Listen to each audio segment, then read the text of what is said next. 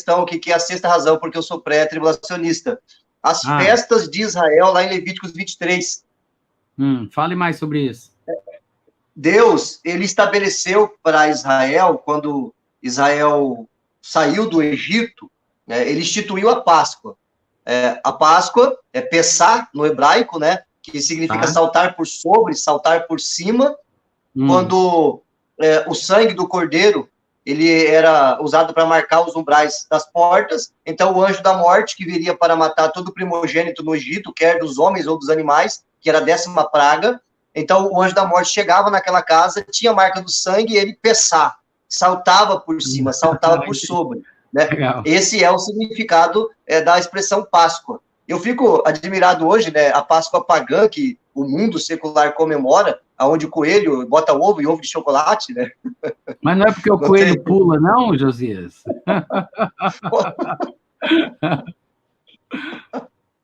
Pode ser. Né?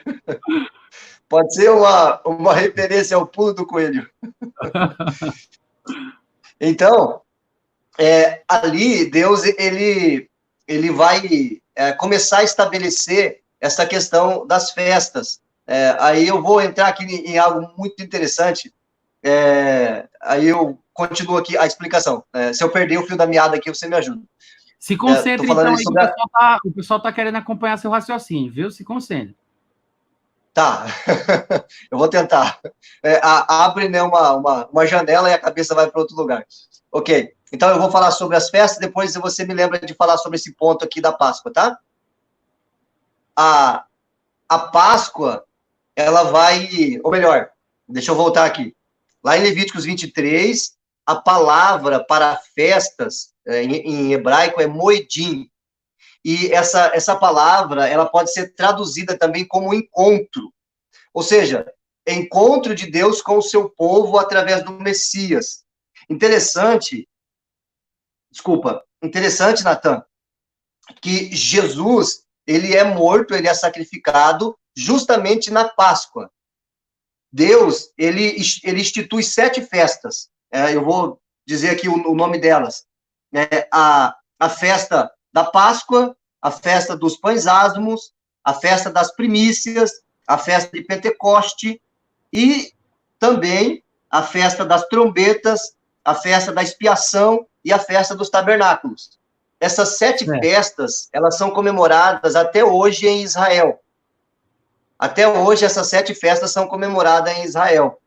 E Jesus, ele é morto exatamente na festa da Páscoa, cumprindo aquilo que era prefigurado pelo Cordeiro lá na saída do povo do Egito. O Cordeiro, ele era sacrificado às 3 da tarde. E Jesus, ele entrega o seu espírito às 3 da tarde. Às 3 da tarde, ele diz assim, está consumado. Nas tuas mãos eu entrego o meu espírito. É exatamente às 3 da tarde. Porque era às 3 da tarde que o cordeiro era imolado na festa da Páscoa. Até hoje o cordeiro é imolado, ou melhor, eles não sacrificam mais o cordeiro, né? A última vez foi quando o templo ainda existia. Mas, se eu não me engano, parece que nessa Páscoa, os judeus estão se organizando para voltar a sacrificar. Para voltar a sacrificar o cordeiro na festa da Páscoa. Então, olha só, não é coincidência, né? Jesus, ele é sacrificado na Páscoa, e no dia seguinte da Páscoa, a Páscoa era comemorada no dia 14 do mês de Abib. No dia seguinte, ao dia 14, no dia 15, era comemorada a festa dos pães ázimos. E Jesus, então, ele é sepultado na festa de pães ázimos, e logo depois é comemorada a festa das primícias. Eram 3 festas seguidas. Dentro da Páscoa, eram comemoradas mais 2 festas, a festa de pães ázimos e a festa de primícias. Jesus, ele morre na Páscoa, ele é sepultado em pães ázimos e ele ressuscita em primícias. 50 dias depois da Páscoa, comemora-se a festa do Pentecostes. Por isso, Pentecostos, que significa 50º, 50 dias depois da Páscoa. Olha que coisa maravilhosa. 50 dias depois da Páscoa, o Espírito Santo desce sobre a igreja em Atos 2. Olha que coisa maravilhosa. Jesus, ele ressuscita, Ele aparece aos discípulos durante 40 dias, ele é assunto aos céus, lá no início de Atos, no capítulo 1, no final de Lucas e começo de Atos, e 10 dias depois o Espírito Santo desce sobre a igreja, fechando 50 dias. Pentecostos, 50º, 50 dias depois da Páscoa, o Espírito Santo desce sobre a igreja. Olha só que essas 4 festas que são comemoradas na primavera, essas 4 festas, Páscoa, Pães Ázimos, Primícias e Pentecostes, ela é comemorada na primavera. E após a descida do Espírito Santo, então, começa-se a igreja, aí você vai encaixar ali o parêntese da igreja, que é a dispensação da graça, vai se encaixar com a 70ª semana de Daniel, ao intervalo no ano entre as 4 primeiras festas e as 3 últimas festas, assim como há um intervalo entre a morte do Messias, a sua ressurreição e a sua assunção, e a volta dele no final da grande tribulação. Tá dando para entender ou eu estou viajando aqui? Não, continue aí. Tá, que bom. Então, faltam 3 festas, Natan, para o encontro do Messias com o seu povo. E essa próxima festa é a festa mais digamos assim, mais secreta ou mais misteriosa, tá? Vamos usar essa expressão. A 5ª festa, que vai acontecer no outono, que até hoje os judeus comemoram, é a festa de trombetas. E possivelmente, Natan, é na festa de trombetas que acontecerá o arrebatamento da igreja. Olha só que coisa interessante. Essa festa é a mais enigmática. Os judeus, eles conseguem achar significado para todas as festas, mas eles não encontram significado para a festa de trombetas. Por quê? É na festa de trombetas que acontece o arrebatamento da igreja, que era um mistério no Antigo Testamento. A sua vinda é um mistério, a sua partida é um mistério. É por isso que eles não sabem o significado da festa de trombetas. É uma festa que eles comemoram. Agora, eu não estou dizendo, Natan, que o arrebatamento vai acontecer na festa de trombetas. Agora, no nosso calendário, ela vai acontecer agora no mês de setembro. Porque varia muito por causa da diferença do calendário judaico e o nosso calendário. Mas então, todo ano tem festa de trombetas, né? Todo ano? Todo ano tem a festa de trombetas. Eu acredito, tá? Essa é uma opinião minha, ok? Eu acredito que o arrebatamento acontecerá na festa de trombetas. Entendi. Em alguma festa de trombetas, né? Sim, em alguma festa de trombetas. Esse ano, o ano que vem, ou daqui 10 anos, eu não sei. Pastor Josias, então você está marcando quando é que vai acontecer o arrebatamento. Não, eu não estou marcando quando é que vai acontecer o arrebatamento, mas eu acredito que a festa de trombetas aponta para o arrebatamento. Assim como a Páscoa aponta para a morte do Messias, assim como a festa de Pães Ázimos aponta para o sepultamento do Messias, assim como a festa de Primícias aponta para a ressurreição do Messias, e assim como a festa de Pentecostes aponta para a descida do Espírito Santo. A festa de trombetas aponta para o arrebatamento da igreja, e eu particularmente acredito que o arrebatamento ele pode acontecer na festa de trombetas. Esse ano, o ano que vem, daqui a 10 anos, eu não sei quando vai ser. Eu vi que você falou aí do Romilson Ferreira, eu não estou marcando data, tá? Pelo amor de Deus. O mano, Romilson Ferreira, vamos dizer assim, marcou a data do arrebatamento da igreja 4 vezes, ele errou as 4. Então, vamos tomar cuidado com esse negócio aí de marcar a data do arrebatamento, né? Porque todos aqueles que marcaram, Deus faz questão de fazer com que eles errem. Não devemos fazer isso de forma alguma. Tem um rapaz que diz assim, eu não sei de quem foi que eu ouvi isso, mas eu achei engraçado. Ele disse, a gente pode não saber qual é a data que Jesus Cristo vem, mas a gente sabe qual é a data que ele não vem, que é a data que marcarem a data que ele não vem. Exatamente. Então, faltou 2 festas, né? Expiação e tabernáculo. O que acontece na expiação? Trombetas, expiação e tabernáculo, que é no outono, depois desse intervalo entre a primavera e o outono, acontece as 3 festas. Arrebatamento da igreja será na festa de trombetas, ou é prefigurado na festa de trombetas. Depois vem expiação e Yom Kippur. que aponta para o arrependimento de Israel.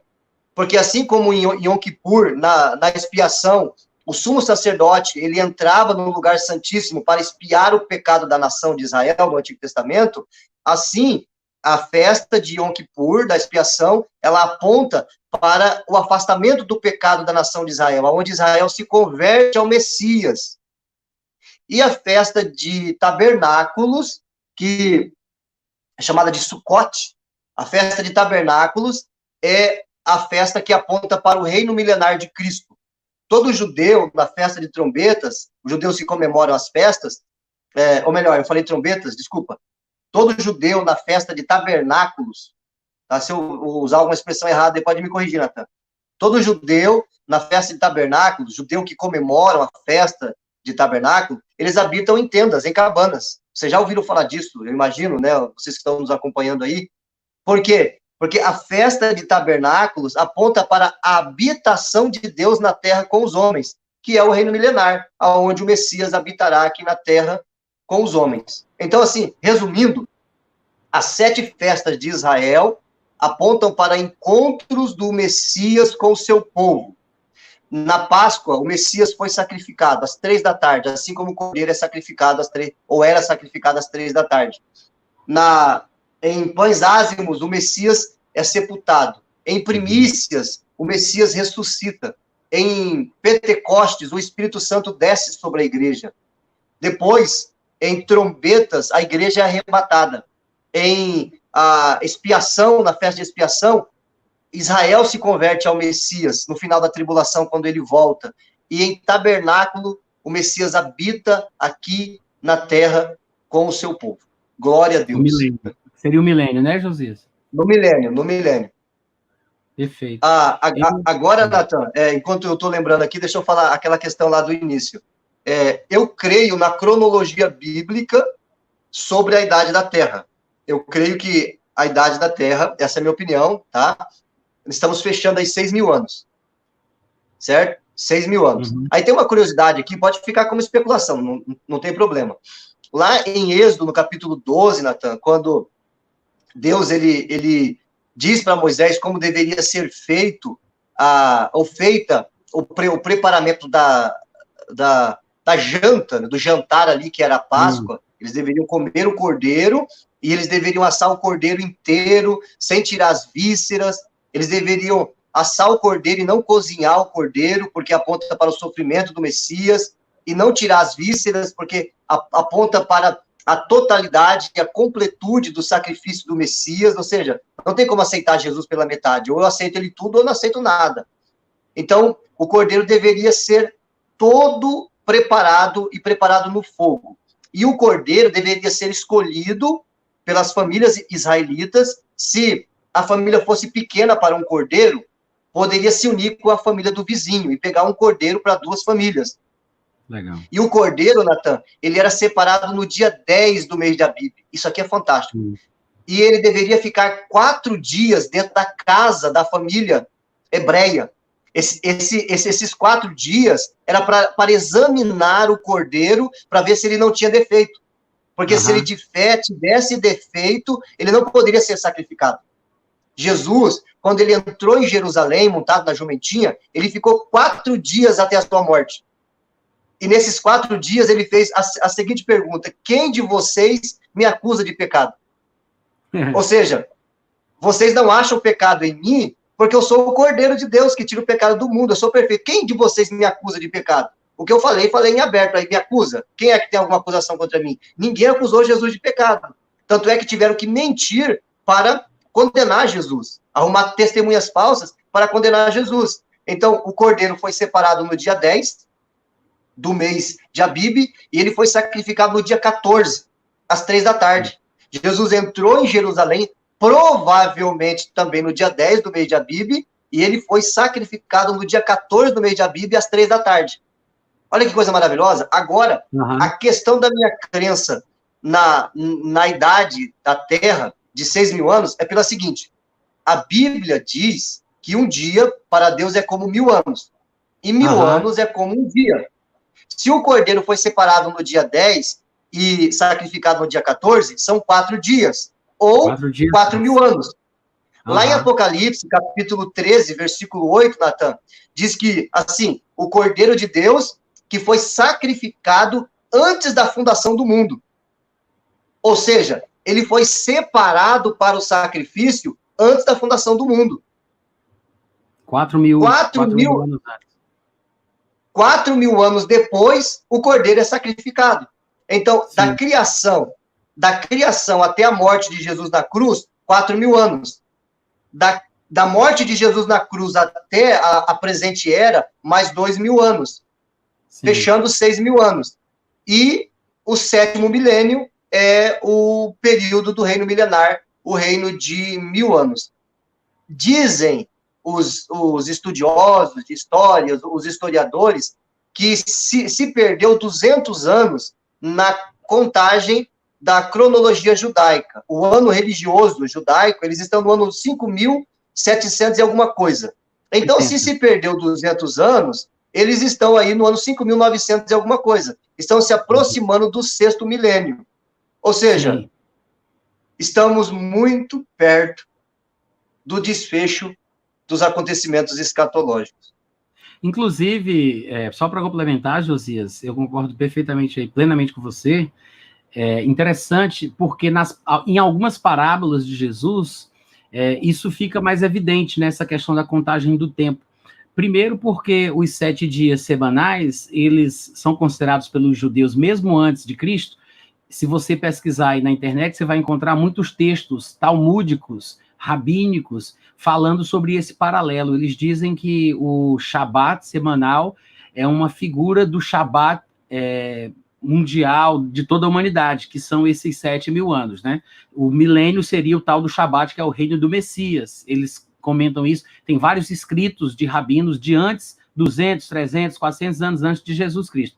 E quando você vai para as parábolas, algumas das parábolas que Jesus conta, como aquela parábola do bom samaritano, por exemplo, isso fica muito evidente, porque ali ele mostra que o bom samaritano, ele vem pelo caminho onde está o homem que foi assaltado, ele leva ele para a hospedaria, e ele vai a Jerusalém, e ele diz que ele dá para ele 2 denários, que equivale ao salário de um dia, né, que são 2 dias. Então ele diz que ele cuidasse dele, que quando ele voltasse, se ele tivesse alguma outra necessidade, o próprio senhor, o bom samaritano, daria e pagaria por aquilo. Então encaixa perfeitamente, porque são 2 dias, né? E o 3º dia é o dia que ele volta. Por que ele só deu 2 denários? Porque são só 2 dias até que ele venha, porque no 3º dia ele estará de volta. Então, Jesus, ele morre, no caso aí da sua contagem, né, que são 4 dias antes ele foi separado, então são 4.000 anos até a morte de Cristo, aí depois faltam, então, 2 dias para completar os 6.000 até começar o milênio. Então, 2 dias depois, no caso da parábola do bom samaritano, ele volta, que vai ser o 3º dia, e aí começaria o milênio, né? É exatamente isso aí. Muito fantástico, bom. Fantástico. Eu acho isso maravilhoso. Sabe o que é interessante? É que nessa parábola, que também é interessante, dentro de tudo que acontece na parábola, é que esse cuidado, né, é o cuidado que eu acredito que nós, como pastores e líderes e pessoas que influenciam outras pessoas, devemos ter com aqueles que estão caminhando com Jesus, né? Ou seja, cuida desse povo, né? Alimenta esse povo através da palavra, até que eu volte. Então, se você gastar mais alguma coisa, eu vou lhe retribuir quando eu voltar. Amém. Ô, Josias, então vamos para as nossas considerações finais. A gente já está aqui há 1h30. Cada live tem um sabor específico, né? Eu espero que as pessoas que acompanham aqui, tanto pelo YouTube como pelo Facebook, eu falo mais para o pessoal que está aqui nas minhas redes, porque eu estou fazendo live o tempo todo, mas também se estende a explicação também para o pessoal aí do Josias, que está lá no canal dele, que é youtube.com/JosiasLeão, tá? Quem quiser entrar, conhecer, fica à vontade. Josias tem postado muitos vídeos de escatologia. Ele abriu um novo canal agora, por algumas questões aí técnicas relacionadas ao algoritmo do YouTube, mas eu acredito que o canal Josias Leão vai estar funcionando ainda. De lá ele pode encaminhar vocês para o novo canal. Mas eu quero dizer o seguinte, cada live tem um sabor específico, né? Às vezes você abre uma live e eu venho aqui, assim, do nada, e venho aqui, ligo tudo, começo a falar, o pessoal vai chegando, eu vou respondendo aleatoriamente. Hoje, mais cedo, um pouco antes de convidar Josias para a gente bater um papo aqui, eu falei por 2 horas sem parar sobre a última trombeta, mencionando o porquê ela não pode ser interpretada como a 7ª trombeta de João. Em outras ocasiões, eu estou aqui conversando com alguém, não dá simplesmente para ver o que é que estão falando no bate-papo. Então, assim, cada live ela tem um sabor específico.